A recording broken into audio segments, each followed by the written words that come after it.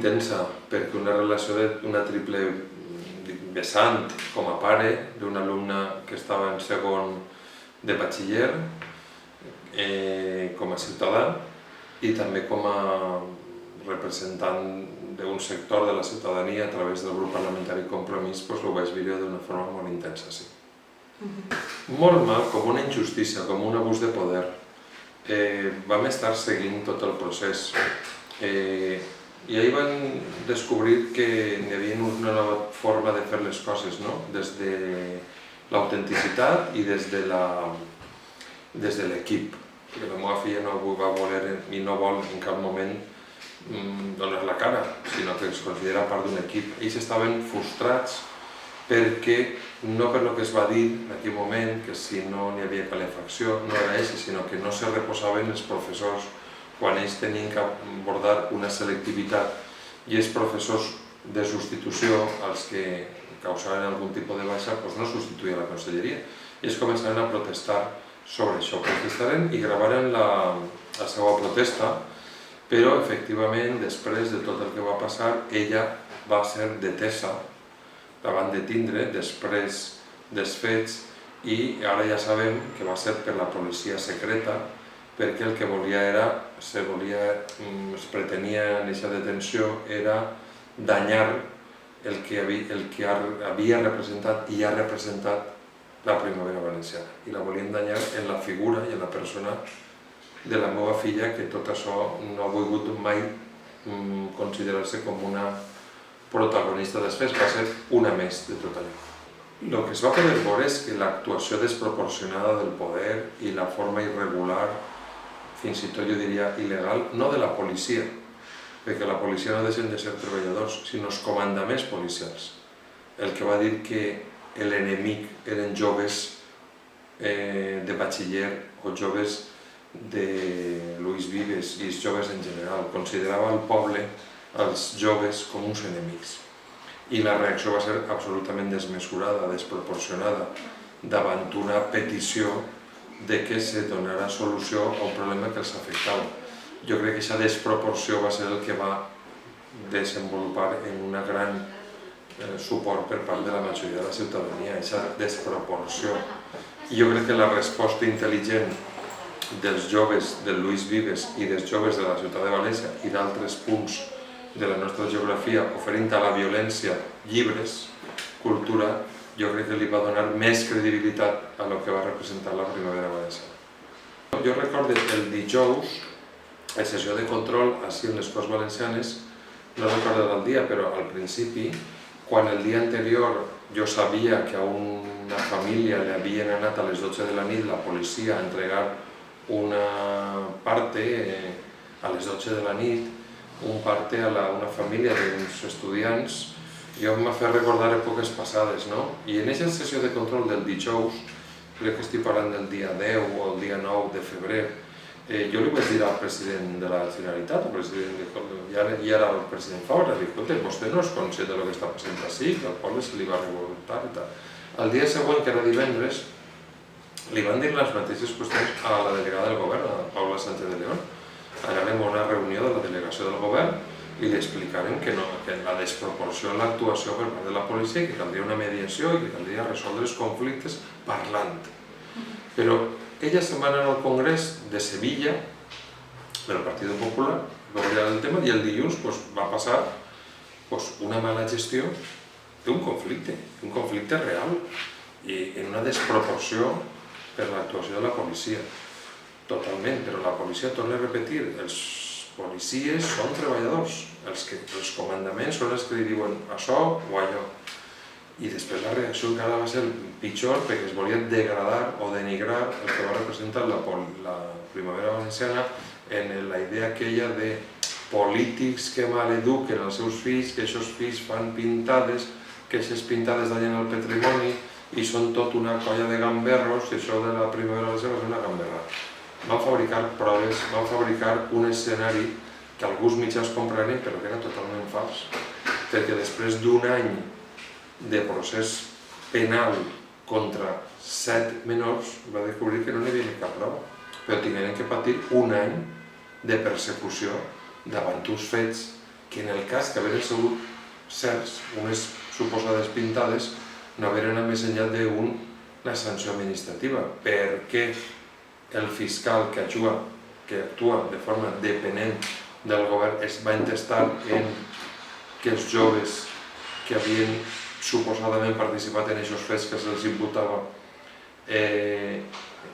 reconegueren els fets, perquè volien degradar tot el més i no van poder a nosaltres. He de recordar que tots els casos que vam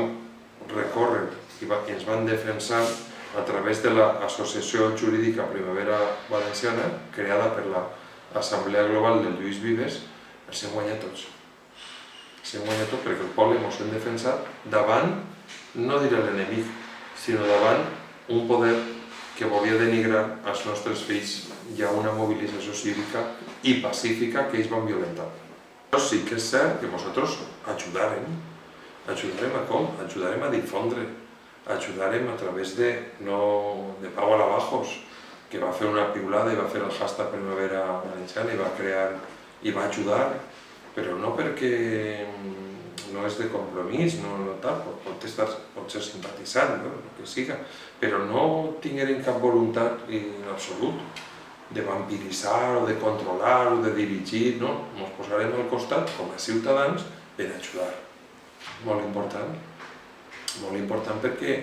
molts ciutadans informaven del que estava passant en temps pràcticament en directe de la realitat i en aquest sentit jo crec que és una mobilització que les xarxes socials han tingut un paper molt determinant tant com per a divulgar, com a convocar o per a trencar les mentires d'alguns mitjans del sistema. Crec que és el nou paradigma, un bon paradigma. Fer un bon ús de les xarxes socials és interessantíssim i en aquest sentit van jugar un paper important. Torno a dir que el hashtag Primavera Valenciana el que ho llança, i perquè tenia una cançó feta i un poema fet, és Pau Alabajos, i a partir d'ahir aquest hashtag va ser durant molt de temps trending topic i va centrar la informació ciutadana dels joves de la ciutat de València i del món sencer a través d'aquest hashtag. Va ser, ho diuen ells, jo crec que va despertar València. És a dir, València que estava en un concepte de tierra mítica i que bonita està València i que tot allò, tota aquella fantasies animades d'ayer i hoy, jo crec que va ser el clic que va fer que es despertaren moltes consciències. Jo crec que això passarà, crec que és la gran aportació de la Primavera Valenciana, dels joves, bàsicament, quan se diu que els joves, que ni... I en el cor de la ciutat, en el centre, estos joves que des d'una forma molt transversal, molt anònima, no hi havia lideratges de líders carismàtics, sinó al contrari, volien estar en l'anonimat, perquè en tots un grup, aquesta gent el que va suposar és posar el dit en la realitat. Ja s'ha vist com els partits que han representat les polítiques de l'austericidi, de la devaluació social, de l'empobriment, els partits que tenen amo, i n'hi ha bona gent que participa d'aquests projectes, molt socialista, però saben que aquests partits estan comprats. Doncs ja han vist com han minvat i com la gent ha buscat una alternativa, ciutadana, positiva, diferent, pròxima, transparent, i això ja s'està veient. I no tinc cap dubte que el futur passa per ahí. El futur passa no toma los votos y corre i que guai que soy. No, això s'ha acabat. Crec que el 15M ha tingut una collita important en aquestes eleccions europees, diversa. Nosaltres estem contents, com a Coalició Compromís i Primavera Europea, del resultat. També estem contents d'altres resultats, per què no dir-ho? Perquè la pluralitat sempre enriqueix i ara el gran repte que tenim és d'esta indignació treballar totes i tots per a convertir-la en propostes de canvi per a dir-li a la gent que eixirem tots just d'esta crisi.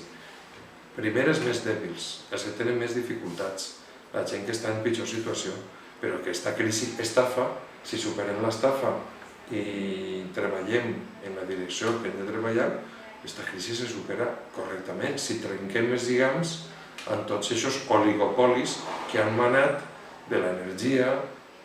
dels residus, dels bancs i que han manat el que s'havia de fer als polítics que després, via porta giratòria, els han col·locat en els seus ràdios. I això jo crec que ja hem vist una primera experiència, una primera prova positiva en aquestes eleccions europees i continuarem veient-ho si el poble conscient, aquest despertar que va provocar Primavera Valenciana i moltes més coses, per suposat, aquesta consciència col·lectiva s'expressa no només en el carrer, sinó també en les urnes, que ens hem de defensar i que el poder utilitza molts elements per a dividir-nos, per a enfrontar-nos, per a enfonsar-nos, per a que cedim, però jo soc un gran admirador d'aixòs herois anònims que no se deixen intimidar pel poder. Avui, el dia que fem aquesta entrevista, és el dia que ens hem condenat a Rafael Blasco, que ha tingut un mando i un protagonisme en la política valenciana d'una forma molt substantiva, en uns i en uns altres.